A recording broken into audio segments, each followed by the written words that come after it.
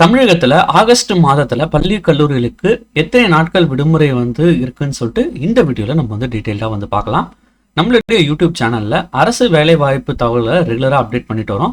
மறக்காம நம்மளுடைய யூடியூப் சேனலை சப்ஸ்கிரைப் பண்ணுங்க.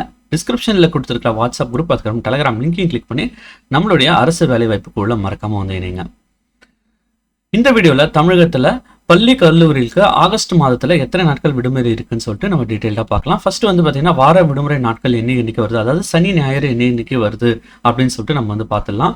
ஆகஸ்ட் மாதத்துல 2, 3, 9, 10, 16, 17, 23, 24, 30, 31 ஏன்னா மொத்தம் பார்த்தீங்கன்னா 10 நாட்கள் சனி மற்றும் ஞாயிற்றுக்கிழமையில வருது. ஸோ அது வார விடுமுறை நாட்கள், அதாவது வீக்கெண்ட் ஹாலிடேஸ் 10 நாட்கள்ல வருது.